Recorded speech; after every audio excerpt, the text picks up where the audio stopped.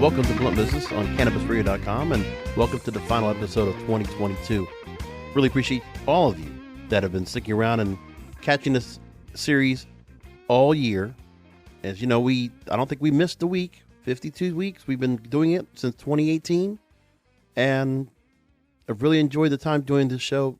And I think we're never short on guests. We're never short on content.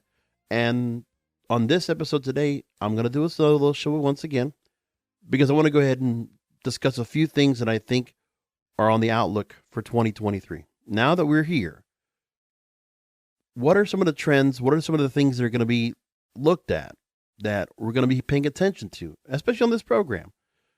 Because it's always about the guests we bring on. You know, it's always people that will come on board that will be various experts of various fields. And if there's something that fits a role that I want them to go and speak on, then I'm going to use that opportunity to have them on the show. Talk about what they're currently doing, but of course, talk the current events. Because I think in that format, just to go ahead and encompass everything about what we're doing here, there's a lot of great companies out there, and it's not necessarily to me just to go to somebody as the go-to expert for anything in here in cannabis, because I just think there's a lot of good, smart, professional people in this industry that are doing the best to build their businesses. But also, the rest of the industry needs to have a cognizant eye as to what certain things are going on. Listen, everyone wants to keep an eye on legalization. Sure. You want to keep an eye on, will the Safe Banking Act finally get to be put up to a vote? We all ask about that. And as of late, we're still waiting for something. The latest news coming out as we wrap up the year, okay, from the Huffington Post, they report that Congress won't include any cannabis provisions in their year-end spending package, the omnibus bill that's coming out now, which is going to doom the chances of an overhaul of marijuana laws for the foreseeable future. So the lame duck session, as I expected, nothing for cannabis was going to be passed. And it's not as if Senator Schumer was not making the attempts, nor were his fellow policymakers. They were trying to make the effort. And so, aside from that, lawmakers couldn't even agree to include a modest anti-crime cannabis reform as part of a $1.7 trillion government funding bill set to pass this week. Now, reformers wanted to include a bipartisan measure allowing cannabis companies to open bank accounts. Currently, even if a business operates in a state with legal weed, most banks won't take the firm's deposits because marijuana remains illegal under federal law. And there were those on the Republican side that opposed the banking provision, establishment Republicans, and going along, there was talk about what could be going on with the Safe Banking Act and limiting the exclusion from the funding bill. Steve Daines, a senator from Montana, the lead Republican co-sponsor of the act, he actually put out a statement about this, saying that, quote, communities in Montana and across our country will remain vulnerable to crime where legal businesses are forced to operate in all cash. Even with the American Bankers Association endorsing the bill in a letter last year, banks don't want to be caught in the conflict was between state and federal law, and with local communities encouraging them to bank cannabis businesses and federal law prohibiting it. So, for anyone that thought we were going to get to this point, at this point, let's not worry about a rush to legalization, because if you want Congress to do it right, we don't want it to be modest. We want everything in it. It's like every other industry would want to. But unfortunately, that means more lobbying dollars need to be added in, more greasing the palms, more influence, persuasion among policymakers to DC, among all the lobbying arms that we have supporting the cannabis industry with support from Big Pharma, tobacco, and alcohol. They're all embedded in all this. But you want everything in one shot. And so, safe banking, the thing was, were we all going to be happy with the fact that if safe banking, which we already know comprehensively does work for what we need and is a great first start, if you're going to just have it where cannabis companies can just open bank accounts, but there's investment and financial services above and beyond, what the limitations are, because they were just trying to get something added in. Now, It's one thing to try to go ahead and just add something into the bill, but it's not the Safe Banking Act. There's a difference when the Safe Banking Act, well, they were going to try to put it into the National Defense Authorization Act spending earlier this year. That would have been fine, but you want everything intact. You want the SBA to be added in. You want it to be all in one shot. The same thing with the MORE Act or the CAOA, whatever it's going to be that will be finally put to a vote so we can actually see something happen. These are the things that we have to think about, and the fact that we already know that it's still going to take more time for implementation on top of that. Like, let's just be, if you need to go and figure out what your on-ramp is for all the MSOs that are out there, they're asking, okay, how much time before it's play ball for everybody? And it's an open field. We are free market. We are coast to coast. Couple of years at the least. Because one thing I think will happen is we're going to probably get a whole lot of stalling, a whole lot of gridlock for the next 2 years. If anything was going to be done, if you had, it doesn't matter if it's Republican controlled or democratically controlled, either which way. You got to have so many votes to get it all done. And if it's not being done here, if it's not a priority, because these two old parties, they're going to do what they're going to do. That's just what they have many other things in priority above and beyond.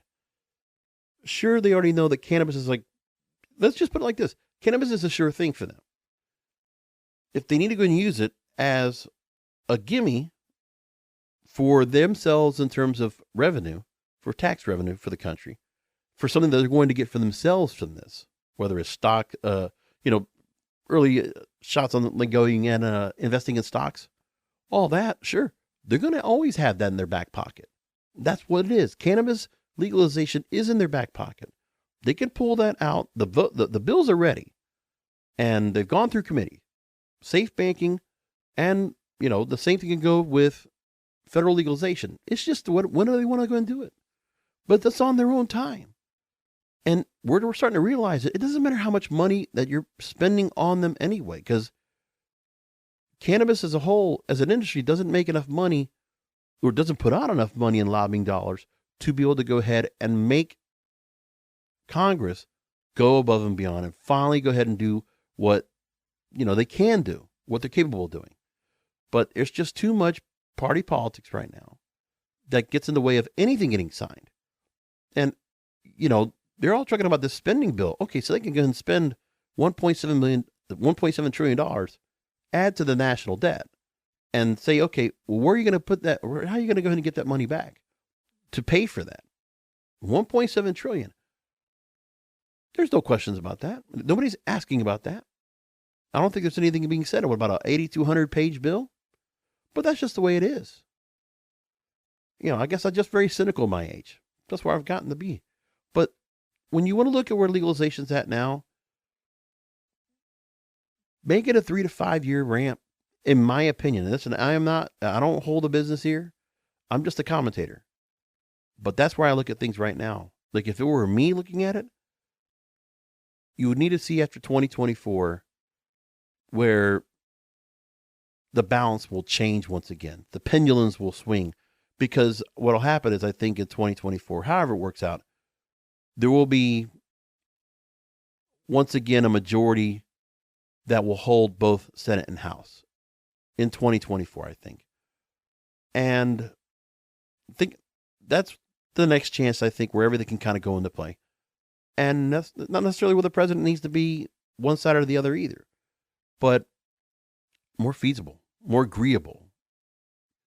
Until we get a Congress that is actually willing to go ahead and they can actually get together well enough to pass legislation, pass laws, and consistently pass laws, the Congress is ineffective.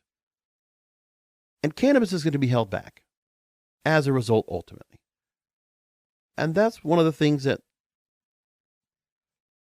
we've all kept talking about. It's going to come, it's going to come, it's going to come. And we can keep thinking that. I mean, it's the wishful thinking. Is that cautiously optimistic, right? Everybody has that thought process. But I like to look at reality. Like if it was me trying to hedge a bet on this, I'd say 3 to 5 years, we would get to maybe where we'll have passage of legalization in some way, shape, or form. I don't know if safe banking could get pushed out first. But I think there's enough people out there that are not feeling so bad. It's just, even if it wasn't that, I always said to myself, if you can't get full legalization right now, if it doesn't happen next 3-5 years, then lobby for something else. In my opinion, interstate commerce. States working within states. Having that option right there between adjoining states. There's 37 right now that are online for medical. And 13 or so for adult use. At this point, let's just open the doors to go ahead and let states work with each other. Allow, crossing state borders, state lines to be able to go ahead and transport and offer that way. Plus, then you have certain companies that can go ahead and not have to necessarily have a cultivation or a grow in that said state. They can just transport and they can send over with trucks, whatever they want to do.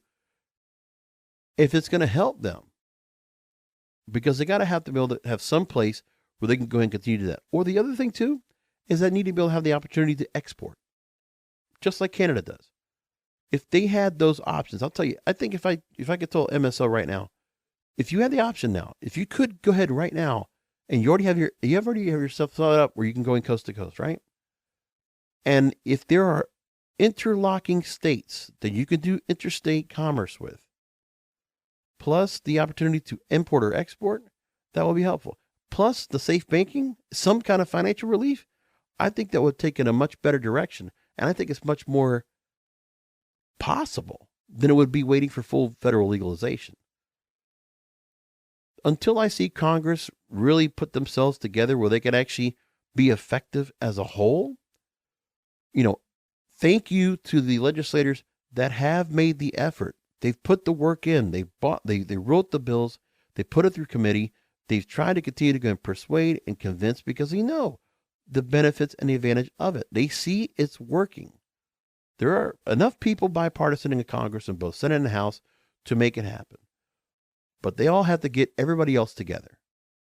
It's just so many people now to continue to persuade, and maybe not so much to persuade, but it's the matter of prioritize. And maybe they're just not ready to do that yet. Because if that chance was going to happen, it could have been pretty easy to go and take care of that right there. But when we heard about the lame duck and we heard what they wanted to do because, the changes in Congress is going to come up.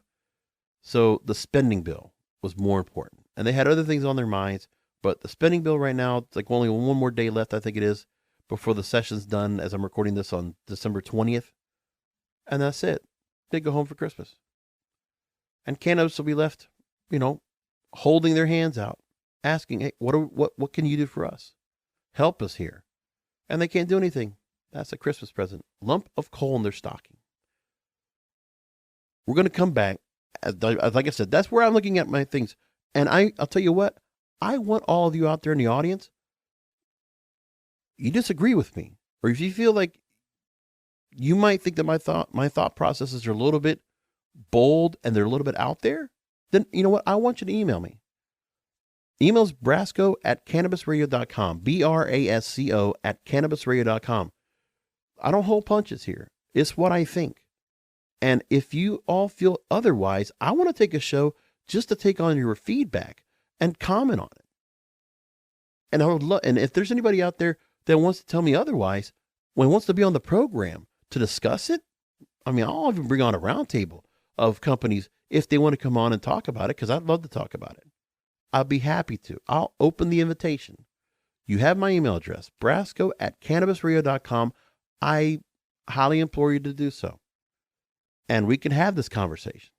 It's open forum. And I hope you consider it. We're going to come on back. And there's a number of things we want to look at that we should pay attention to. So the Northeast, when you look at New York, New Jersey, Connecticut, Connecticut's going to go online with adult use in January. We're going to look at see how that's going to all work out coming up. We're also going to look at where in Las Vegas, cannabis lounges, we've talked about that. We heard, you heard the interview a couple of weeks ago and on the program I had with Christopher Laporte with Thrive and Vegas Reset, talking about cannabis lounges. They're all coming in. They're all going to start operating and coming online. We'll talk about that. And the other part I want to bring up too is psychedelics. Everyone needs to keep an eye on what psychedelics is doing right now. Because while cannabis is waiting in the wings to get themselves forward, I talked about this last year, but psychedelics have made quite a bunch of strides this year. And things are moving forward. They just had recently Colorado just greenlit coming up in January, decriminalizing psychedelics. California is now introducing their own. Ever wonder why people don't get the care they need? Why their care isn't the best it can be? Ever wonder if home care could be as safe and effective as hospital care? So patients get hospital-quality care during home treatment. Ever wonder if you could drive out waste so organizations could save billions? Health needs the power of wonder and bold ideas in pharmacy, care, and benefit solutions. Ever wonder who can do that? Wonder no more. Evernorth brings wonder to health services. Learn more at evernorth.com. Legislation. They've revived the bill to possibly decriminalize psychedelics in the state of California, which would be monster for that state. We got all that coming up here on Blunt Business. Stay with us. We'll be right back. Rolling into some sponsors, but we'll be right back with more Blunt Business. Welcome back to Blunt Business, and we're doing our personal outlook for 2023. Some of the areas of interest in the industry that I'm going to keep my eye on, and I think you should all do as well. So in the meantime, New York, we started learning now that they're previously convicted are starting to get their first cannabis licenses. So social equity is first and foremost one of the things in New York State that everybody's been paying attention to in hopes that what they're going to do there is going to show the right path for social equity and social licensing to happen for those that were oppressed, disenfranchised, and not given a chance to have that seat at the table. They're getting their chance here. And will this be something where if New York can implement this and do such a really effective job, do other states now start trying to adopt some of the new things that have been done in New York to put it in the states that have already established, or that will be included in every state coming up that is still left to be greenlit adult use?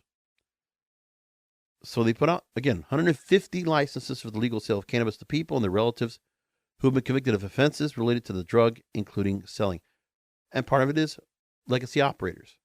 They also get a chance to also get licensing, and that the licensing can be done where it can be affordable, where they can get the funding and the investment dollars to be able to do so and have the startup money to be able to get their businesses up and going. That's one thing that's very important there. And when it comes to New York,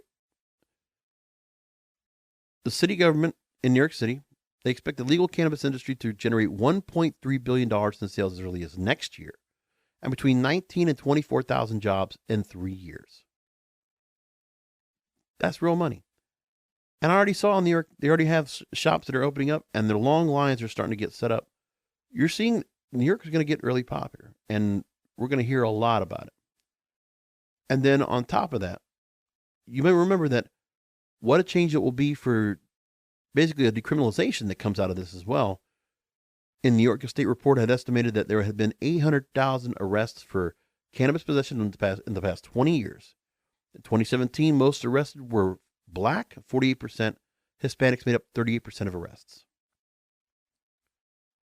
And they spoke with, in this article from Barron's, they talked to Tremaine Wright, chairwoman of the control board for New York's Office of Cannabis Management. She says, quote, "Prohibition denied people opportunities. It caused divestment in communities. It broke up families." Well, now tide is changing. And now there are other community leaders that say that there needs to be more education and more funding to continue that journey of social equity. A New York media outlet, New York Cannabis Insider, reported that there was a team that asked to raise $150 million from private investors for the state's $200 million fund to support retailers who had missed a key deadline set by the state. So a lot's being asked for. And now if you're in New York City, obviously you're seeing a lot of cannabis stores, a lot of cannabis retailers opening up storefronts. And they're all in the area. Remember we talked about this a while back with Patrick Fox of Consensus Strategies, where things were going to be and, how people felt about the market. Well, the market's in. And it was not going to take much time for a lot of storefronts to get occupied. So there's that part. Social equity will continue to be important.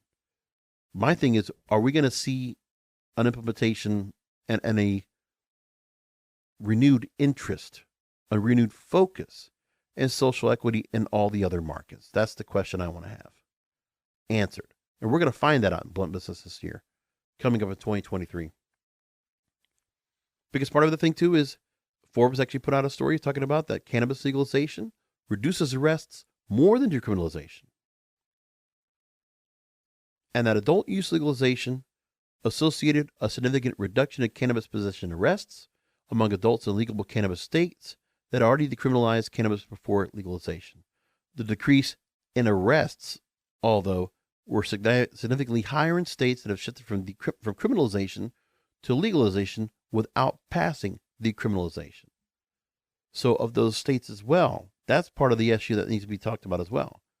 Of the 9 states that have already have adult use, 5 legalized cannabis after decriminalization, 4 legalized without prior decriminalization. So that's part of the thing as well,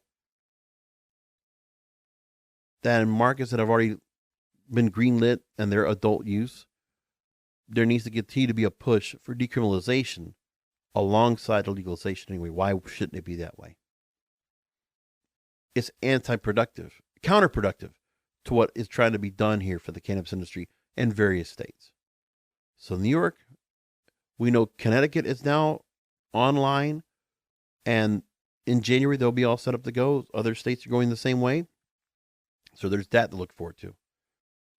Cannabis lounges in Vegas, in Nevada. So the Las Vegas Sun actually started talking about this. Clark County commissioners have voted on an ordinance allowing cannabis consumption lounges to operate across the valley. And this comes after a vote by the state Cannabis Compliance Board announcing it issued 40 prospective lounge licenses. And as we talked with Christopher Laporte about a few weeks ago, the first lounges are likely to open next year, possibly in the summer, and regulators said they hoped the first lounge would open before the end of the year.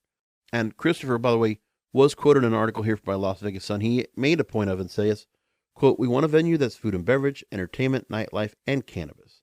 The way to make that happen is it has to be a dope spot with dope music and dope people where, yes, people can smoke dope. Our lounges are going to have a Las Vegas flair." And they're hoping to go ahead and make it where the lounges are really going to be not just because of a cannabis theme, it's just part of what's embedded and included. But there are lounges that are going to become popular because just like the same way where there's the major clubs that have resident DJs that do their residencies on an annual basis, they become hotspots. So the same thing could happen here as well. One other thing I think in the cannabis space we also need to keep a look at, Forbes actually also talked about this too, was that more cannabis workers might be looking to push for unionization to break industry barriers. So bud tenders, behind the counter, other cannabis workers might continue to look at unionization. So when you look at the market, when you look at the industry right now, estimated cannabis sales are expected to go up to $57 billion by 2030. We know that President Biden signed the bipartisan legislation to advance federal cannabis research. That movement should prompt workers to unionize and it's starting to become more parallel. And that in this report, they talk about the calls for dispensary and cultivation workers have increased with wages, expanded benefits, the narrowing of gender and racial wage gaps and more. But while the inflation is going on right now, the job market might be strong.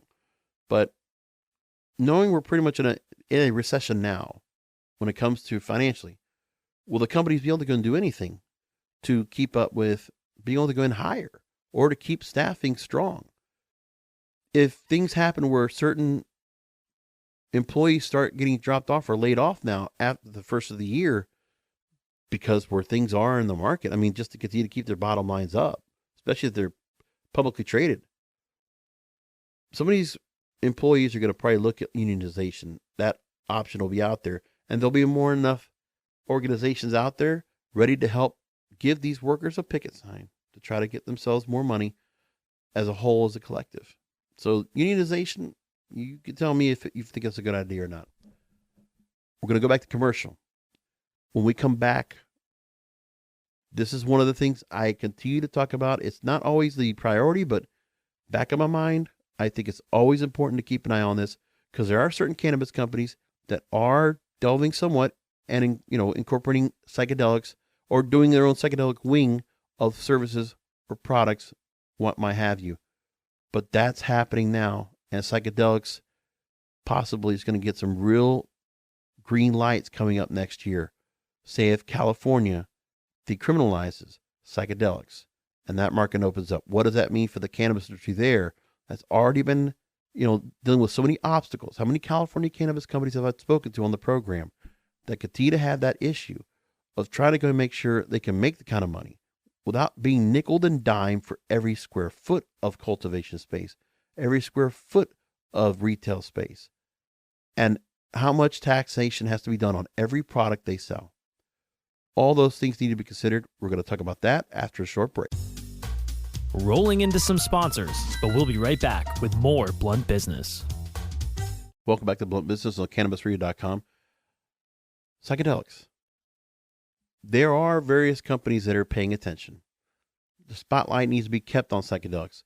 As you know, Cannabis Radio is also keeping an eye on things because of the fact that we have two shows now on the network. Psychedelic Radio, you got to meet Christina Thomas and Charles Patty, who host that program. And there's our Psychedelic Passage program. I'm going to work on trying to get the hosts on that program to join us on Blunt Business so we can also discuss things, because they're working the journey and the actual process of going through the journey and going down the path. They're guides.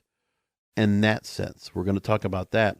Hopefully we'll get them on the show. We'll talk about that and give you a heads up when we have them on. So the American Medical Association put out a groundbreaking analysis recently that they expect that most states will legalize psychedelics by 2037. So the next 15 years, they expect it's going to happen. So in the findings, they found out this. There were various sources they looked at. 74 bills regarding psychedelics have been considered in half of the states across America. 69 legislative proposals, 5 ballot measures. Out of these, 10 bills were enacted while 32 remain inactive. And the majority of these reform measures focus on psilocybin, with MDMA being the second most mentioned substance. And that the researchers note that U.S. states have been swiftly moving forward towards increased access to psychedelics. When Oregon did it a few years ago, it picked the lock, opened the door for other states to follow suit. And the researchers also mentioned here that, quote, while early legislative efforts occurred in liberal states, the margin between liberal and conservative states has decreased over time. And although the difference wasn't significant, they suggested that psychedelic drug reform is becoming a bipartisan issue. And that most states will do it in between 2034 and 2037. I mean, it's still a bit of a ramp to get there, but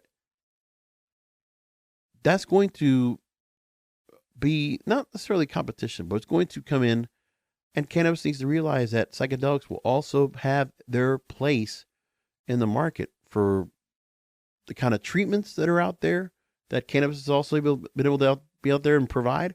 Cannabis now finally getting a chance to have more research will help them further their cause. Because remember, they've been having to go and be handicapped and strapped for funding, for resources to go ahead and do this research.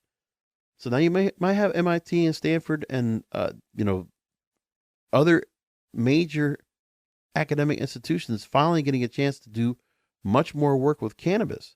But then you got the Johns Hopkins of the world and the Stanfords of the world that have been working on psychedelics for years. And a lot of great progress is being done. We've heard it all. those are the kind of things you got to keep an eye on, that we're getting somewhere. It's a lot of progress being made. And so, like I said, most recently, Colorado just had put out Measure 122, categorizing psilocybin and psilocin as natural medicine, opening the door for other psychedelic treatments. And now that implementation begins in 2023. And Oregon already had Measure 109, legalizing therapeutic use of psilocybin mushrooms in 2020. So more states will follow suit very soon. And as we talked about, California has already reintroduced a bill, already has several state senators and assembly members on board it's called Senate Bill 58, to decriminalize the possession and personal use of certain psychedelic drugs. And the substances included in SB 58 is psilocybin, psilocin, DMT, mescaline, excluding peyote, and ibogaine. And this could very well happen. It's the war on drugs. And the fact of the matter is that in California, they want to shatter that. All gone. Cannabis is already here. Same thing can happen for psychedelics. Keep an eye on that. We are going to do it here on the program. And as for that, that's going to conclude this year for Blunt Business in 2022. 2023 down the corner. We already have episodes ready to go, ready for you to start up in January. I hope all of you have a wonderful holiday season. Obviously, as this show runs, we'll be right at the start of the new year. Have a very happy new year. Enjoy yourselves. And no break in between. We're back next week, and we'll talk to you then.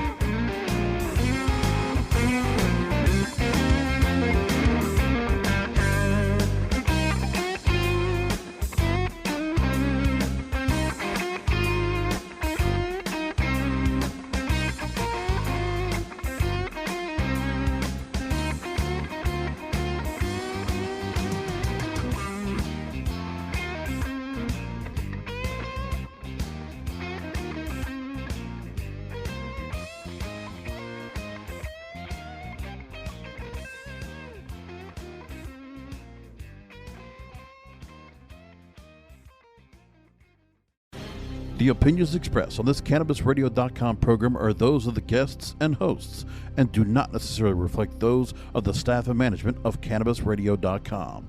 Any rebroadcast, republication, or retransmission of this program without proper consent is prohibited. When Shopify says you can sell anywhere, oh, they mean it. Woo, hold up. Just got a new sale, order fulfilled and shipped. Inventory level's good. Whoa, Shopify doesn't mind if you're at sea level or on top of the world. You can run and grow your business anywhere. Climbing mountains is never easy, but at least Shopify gives me all the tools I need for my business to hit new peaks. Whether you're selling carabiners or crop tops, start selling with Shopify today and join the platform simplifying commerce for millions of businesses worldwide. We've built the platform so you can keep climbing and grow your business to new heights. With Shopify, you really can sell to anyone, from anywhere. This is Possibility, powered by Shopify. Start selling online today. Sign up for a free trial at shopify.com/free22. Shopify.com/free22. Shopify.com/free22. Internet connection required. Not available on mountaintops or seafloors.